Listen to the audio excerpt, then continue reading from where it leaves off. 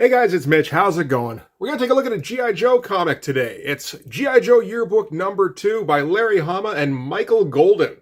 So just before we get into it, if you enjoy the channel, if you feel like you might want to help out a little bit, what you can do is in the description, there's a link to my Patreon. If you subscribe there, that gives you access to everything I do, from the Blood Force stuff to the YouTube stuff before it goes out to YouTube, as well as some Patreon exclusives. So G.I. Joe Yearbook number 2. I've gotten a couple of requests for G.I. Joe books, actually. It's interesting to see that it still has that following. And this is the only G.I. Joe comic I actually have. I got it a while back because I was picking up some stuff for just sort of iconic guys that I didn't feel I had enough comics for. So, like, I got some Art Adams. I got, like, a Frank Frazetta comic from, his one comic he did, Thunder. And I picked this up because I didn't have very much in the way of Michael Golden. I've got a fair amount of his Nam run, and that's about, I think I actually got that in the same order, actually. But I never really read G.I. Joe books growing up. You know, I had the odd comic, but it wasn't a huge deal to me. But I could definitely see getting back into it now that I've read a bit more about the series itself and about one guy in particular, and that's Larry Hama. I was familiar with Hama before this, although for me it was because of his Wolverine run, which I collected while he was working with Mark Silvestri, and we'll do some of those comics pretty soon, actually. But Larry Hama, if you're not familiar, we'll do a quick rundown. I'm actually going to read pretty much straight from his Wikipedia file on this. So, born in New York, studied judo when he was younger, as well as Japanese martial arts swordsmanship and Japanese archery, and got into comics when he was around 16, but as an artist. He wanted to become a painter, eventually. Became a sort of aide to Wally Wood, met him through a high school classmate, and not too long after that, joined the army to go fight in Vietnam, and became a weapons and ordnance expert over there. So, I mean, you can already see, like, just with what he's got in his, like, early 20s, you can see how this is becoming a dude who should write something like G.I. Joe. So after his tour in Vietnam, came back to the States, and was working for Marvel first as a penciler, went over to DC as an editor, and then came back again over to Marvel as an editor again, looking after books like their Mad ripoff, Crazy, and the Conan books, actually. And in 1982, Marvel got the license for the G.I. Joe toys. And Jim Shooter basically shopped it around to all of his writers. Nobody wanted to touch it. And at that point, Larry Hama volunteered and turned it into a book that turned out to be one of their biggest sellers, again, in the early 80s. It's always interesting the kinds of books that would prop up Marvel during times when it's having some hardship. So like in the 70s, it's stuff like Conan and Star Wars. In the early 80s, it was the toy books. So G.I. Joe and Transformers. And the way Hama would write the book, again, as a weapons and ordnance expert, was he would work in some actual, strategies, some actual weaponry and equipment and designations, and would try to keep things, just add that little bit of realism that you wouldn't expect from something like a G.I. Joe comic. And while I don't know how much credit Larry Hama should be given in terms of creating the characters, I have no real idea. I do know that he wrote the bulk of, you know how when you got a G.I. Joe figure, on the back of the package, you flip it over and it's got the little file card there, gives their name and their specialty and, their personality and stuff. Larry Hama wrote most of those. And the story Larry Hama would apply to G.I. Joe was actually from a pitch that he came up with for a Nick Fury spinoff called Fury Force, where they were like spec ops and, they go do covert ops, kind of Delta Force shit, And when that got shot down and the G.I. Joe book came up, he's like, okay, I'll just apply it to this thing instead. You've got all your colorful characters. You pit them up against an equally colorful enemy, and you might have something there. And Larry Hama really did. The book took off. There's plenty of stories of Larry Hama going to, like a signing or whatever, and there's kids lined up around the block because everybody read fucking G.I. Joe. And one of the things Larry Hama's proud of is that a lot of girls read G.I. Joe because there were good female characters like Lady J and Scarlet, who were just a part of the team, weren't treated any differently, didn't have a particular, they weren't den mothers, they weren't damsels in distress or anything. They did their particular job in the book. And Larry Hama would stick with G.I. Joe through its entire publication run with Marvel. Out of 155 issues, I think there's maybe 8 that he didn't write. And then, so they eventually have to cancel the book, because that happens, at some point sooner or later, usually. And at some point in the mid-2000s, I think, or maybe late 2000s, IDW gets the rights to G.I. Joe.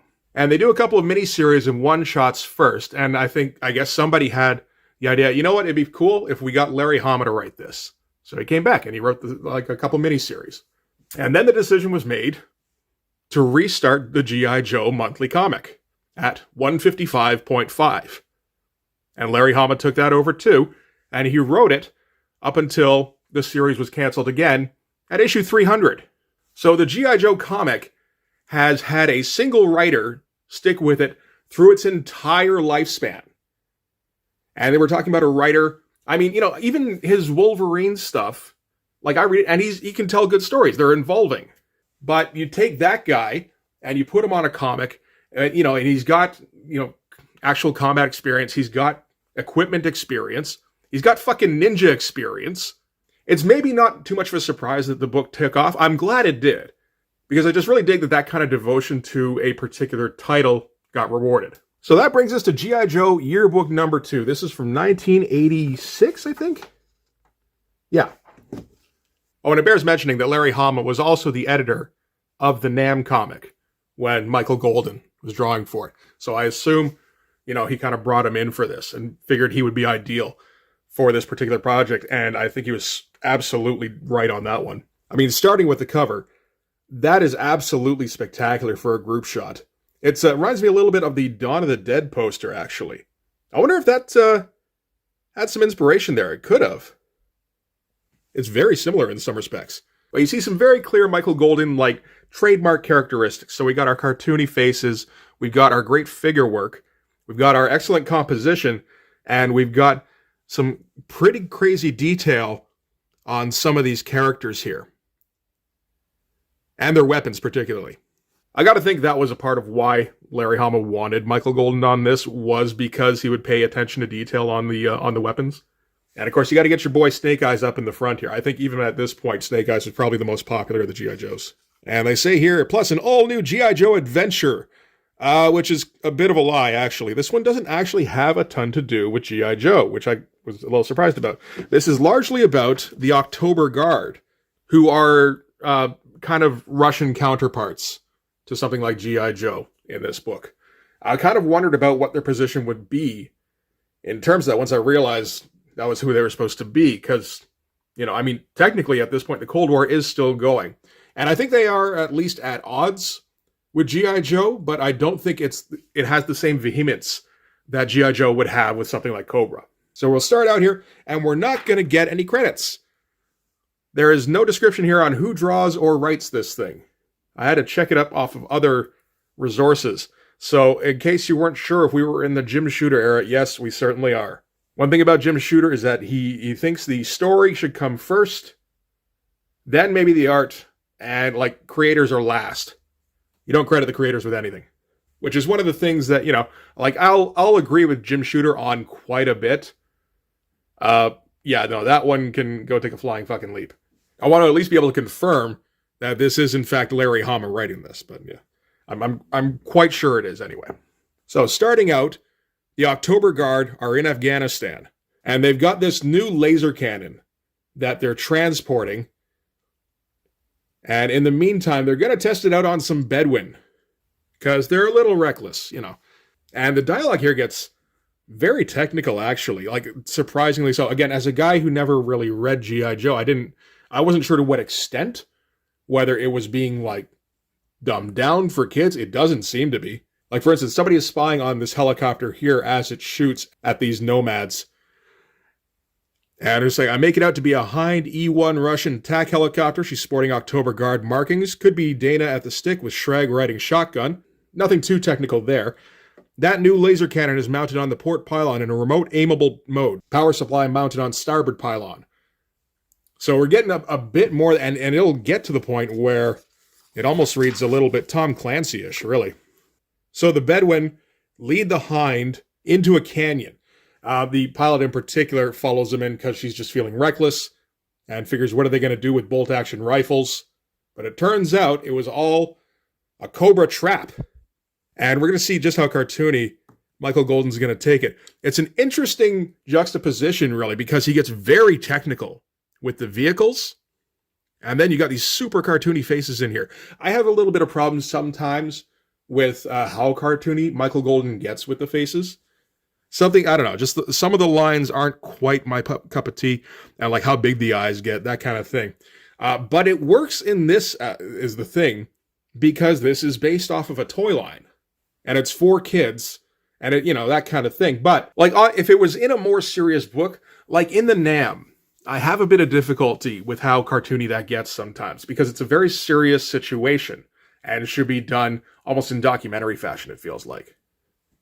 This kind of thing, I mean, there is a cartoon based on the comic book, essentially. Also the toy line, but I mean, all the characters are the characters that Larry Hama created for the comic. So Destro orders everybody to attack the helicopter, and we get all of the different vehicles kind of named in this. It feels like a bit of a toy catalog. So, like, for instance, here he talks about these asps, I think they're like half tracks, which shoot down the chopper with the laser cannon onto this, like, foam kind of cushion, so that the cannon itself isn't destroyed. I like Michael Golden's Destro, too. This is one of the better versions of Destro I think I've seen.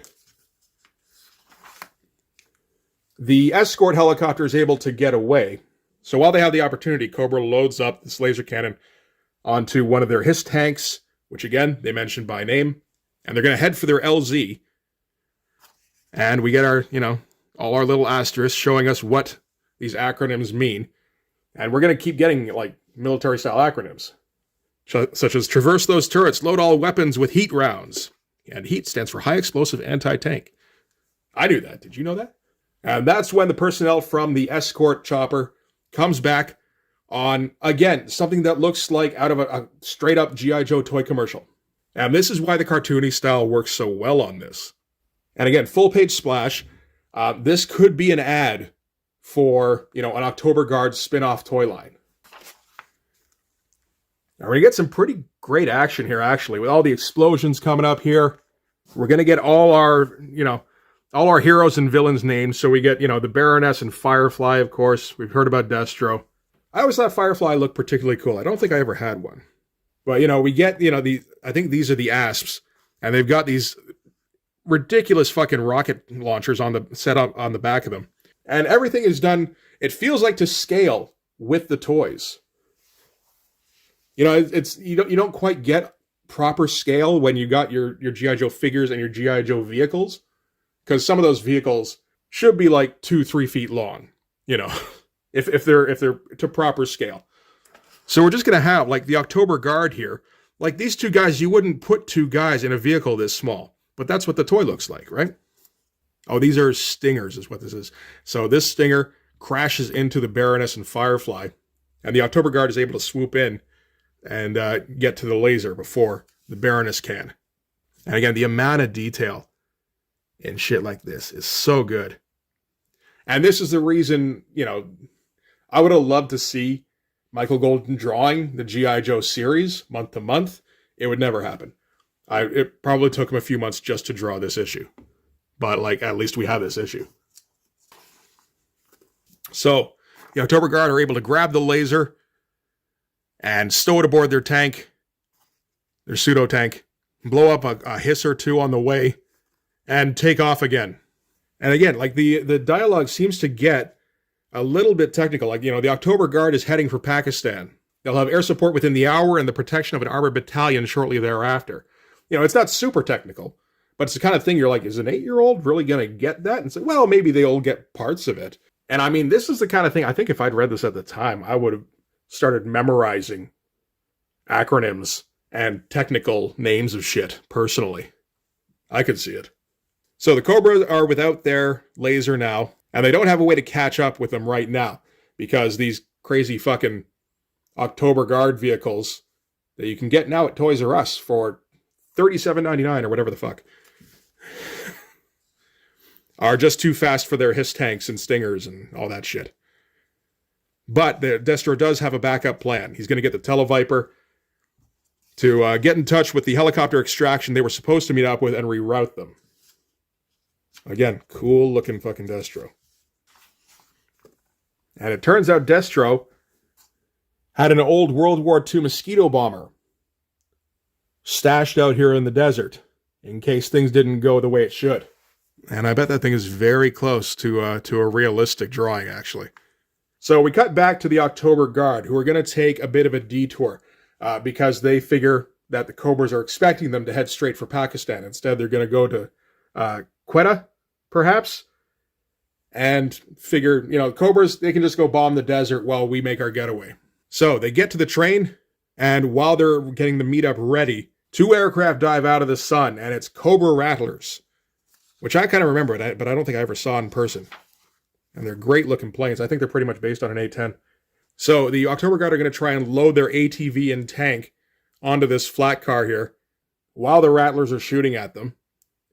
Luckily, the Rattlers don't actually hit the vehicles. They do hit the flat deck quite a bit, but not enough to destroy it or anything, because they, of course, don't want to hit the laser. That's the whole point of this exercise. And again, we're going to get some pretty technical details here. We'll never make it onto the flat car if I don't even up the odds with my East German-built 23mm quad AA mount. It does kind of sound a little bit like some, 9-year-old who's been reading a lot of G.I. Joe comics going, "Eat lead from my East German-built 23mm quad AA mount." And again, all of the vehicles look pretty exact to the toys I remember seeing ads for anyway. So they keep getting shot at by the Rattlers. There's explosions and gunfire going off all over the place. This is exactly what you want if you're, 9, 10, reading G.I. Joe comics. And the female pilot here is like, "I'll give him a taste of 7.62 times 53-yard armor-piercing ball at 2720 FPS." Or feet per second. It's very exact. I don't know if this is the kind of exactness we would normally get from a G.I. Joe comic. I feel like it would definitely pop up from time to time, although it feels like it's getting laid on kind of thick here. So obviously the assault rifle isn't going to do much against an aircraft canopy, but it distracts him long enough that another soldier can lock on with a surface-to-air missile. So at this point, the train is ready to take off. That's a little gratuitous, but okay. The October Guard wonders about this bridge they have to cross, whether sappers might have rigged it with bombs, something like that. The Colonel figures they would never do that because they want the laser. But it looks like Firefly here is ready to go with something anyway. And again, all the detail here is just madness. Like these pages must have taken like multiple days each. Some of them. Again, some of this, like this panel here, not too bad. But it gets pretty nitpicky when you get down to the machinery like the train here.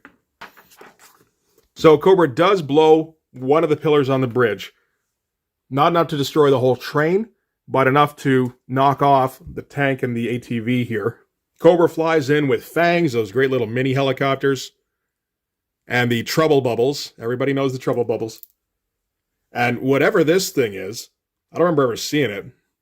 But again, this whole fucking splash is fantastic. And should have been an ad for something.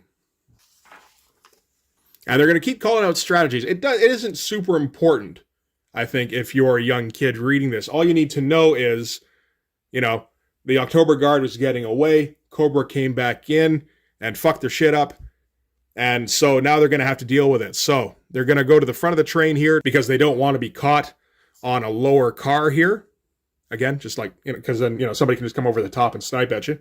And while they're trying to deal with being invaded by more Cobra soldiers, it looks like whoever was flying the Mosquito was able to land and rerouted the train. So they hit the switch at the junction here, got back in the Mosquito, and took back off again. So one way they're going to deal with these invaders on the train is one of the Russian soldiers is a flamethrower expert. And we get some fantastic shit here with him engulfing some of these later cars in flames. It looks pretty much, there's a few people who got stuck in there too. So a little bit more violent than the cartoon at least. The Colonel here takes care of one of the trouble bubbles with a grenade launcher. No real indication anybody jumped out. That's what you like to see. The train arrives at the port here. It's just explosions and gunfire the whole way. Goes right up to the dockyards. So the plan is, once they get in, they can just kind of turn around, go back and mop up the Cobras that are left on the mail car, and still make their rendezvous with the submarine. And pretty much all that's left is Destro and Baroness. So when they get to the dock, it turns out that the freighter is actually American, and it's manned by G.I. Joe. So G.I. Joe finally makes its appearance. Maybe not the best use of Splash in terms of the drawing, but the point in the story kind of demands it. And you need to get as much in here as possible to show that everybody is outmanned and outgunned. So G.I. Joe is going to take Destro and Baroness hostage. They're going to take custody of the laser because it turns out the technology was actually stolen by Russian spies. And they're going to sail off into the sunset, waving the American flag. That's the G.I. Joe way. Yeah, we don't get much in the way of G.I. Joe characters. We get a little bit. Here's Flint. I think that guy's name is Stalker. And we get Duke as well. I don't remember some of these guys' names. Shit. I should know these names. I think we're too early for Dusty. I remember Dusty. And that's it for the story in this one. And I don't even think halfway through. The rest is going to be a lot of mixed bag stuff. So we're going to get a feature about the show, which is just starting out. And it's going to be a little propaganda-ish, but that's fine. We're going to get an ad for G.I. Joe Special Missions, which is, again, essentially just a spin-off book, which Larry Hama also wrote. Not that Jim Shooter's going to tell you that. And then we're going to get a collection of the covers up until now. And I mean, the ones at the beginning here are pretty good. I mean, I think everybody's seen that one. That's pretty classic. But it's not until you get into the Mike Zeck covers that it really takes off. I don't think we're quite there yet. Man, look at that fucking thing. I think I knew a kid who had this aircraft carrier. He was one of those kids, like, I go over to his house, and it like his basement was littered with G.I. Joe shit and Transformers. And it's like, man, your parents have too much fucking money. Yep, the famous silent issue. And it was a big deal for Jim Shooter to get this license because he figured, not everybody was going to know necessarily who, every Marvel hero was. But, any kid with a Snake Eyes figure in his hand might walk into a gas station or a convenience store. Probably not a gas station. Maybe a convenience store. And see G.I. Joe comics on the rack there and go, wait a minute, my guy's in that comic and I can read about that. And that's kind of sick. Another Michael Golden cover here. There's a few covers. And yeah, now we're getting into the Mike Zeck stuff here. G.I. Joe the book never really had great art as far as I've seen. It was usually competent. It was like Marvel House style stuff, which is good enough. And I mean, that's Jim Shooter's preference. And they're going to, kind of up the attraction value with things like Mike Zeck covers. So like shit like this, which I think is another cover everybody's seen. Now we got an ad for you to join the G.I. Joe Mobile Strike Force. So long as you include a check or money order for $5 payable to Hasbro Industries Incorporated. Which gives you all of this stuff. Posters and belts and emblems and a membership card and a newsletter. They're counting on you. And we're going to get a little bit of a summary on what's been happening in the G.I. Joe comic up until now. A lot of stuff with Storm Shadow and Snake Eyes by the looks of it. And I assume this is all the stuff in the last year, because this is yearbook number 2. But, like, all competently drawn stuff. Not super exciting, but if you keep the action high, it doesn't really matter too much, I don't think. And you get some cool shots every once in a while, stuff like this. Although Cobra Commander does look like he's about twice the size of some of these other people. But that's fine. You got to make him at least a little bit visible. And again, even the Marvel House style guys look like they're being instructed on how to reproduce a faithful F-14. Because again, not only are these comics, these are toy advertisements. And all these shots of Joe's on the vehicles. Like, again, I think there was a mandate. Make it look as much like the toys as possible, so that the kids don't have to make the leap where, you have to suspend your disbelief. It's like, oh, my tank doesn't look like the tank in the comic. Well, no, if it looks like the tank in the comic, you can, reproduce what you've seen, essentially. Maybe without the landscape. Maybe you don't have a volcano in your backyard, like what's going on some of the He-Man commercials back in the 80s. But maybe you do. I don't know. I'm not making any judgments. Yeah, this is also, I didn't read too much of this because, I mean, if I'm going to read some G.I. Joe stuff, I want to actually read the issues, I think. I just don't even know where to start. Luckily, with how popular G.I. Joe was, there were a bunch of reprints. So, I mean, I can't get a copy of G.I. Joe issue 1, but I can get copies of a whole bunch of the other ones, at least. And General Hawk sums up the last year for the G.I. Joes. He said, "We figured out a lot of trouble from Cobra, and our snake-loving buddies sure didn't disappoint us. What we didn't figure on was Cobra tricking us into blasting loose the chunk off of the Gulf of Mexico that became Cobra Island. That sounds like something." And we're going to finish up with the famous Michael Golden roadblock shot, which Rob Liefeld, of course, ripped off for a cover of New Mutants. But, like, you see how exact he's getting with the M60 here? And, like, just, I don't know, like the physics of the belt and everything. It's all great stuff. Oh, we even get a group shot of the October Guard on the back. That's cool. I mean, they did actually kind of star in the book, so they should get a splash of some kind. So that's going to do it for G.I. Joe Yearbook number 2. Let me know if you want me to hit on more G.I. Joe comics in the future. They seem to still be quite popular. I got no problem looking through them. I'll be just, give me an idea of which ones to look for, because there's a lot. But they're pretty cool, and I'm glad that they had a writer who was essentially a G.I. Joe character himself. That's kind of great. But that's going to do it for this one. Thanks very much for watching. If you like this video, please hit like, hit subscribe, hit the notification bell so you know when the next one's coming out. Go subscribe on my Patreon. That's where everything I do goes, from the Blood Force stuff to the YouTube stuff before it goes out to YouTube, as well as some Patreon exclusives. You can also follow me on Instagram and DM me there for commissions. But we're all done for today. Thanks again for watching. I'll see you guys in the next one. Bye-bye.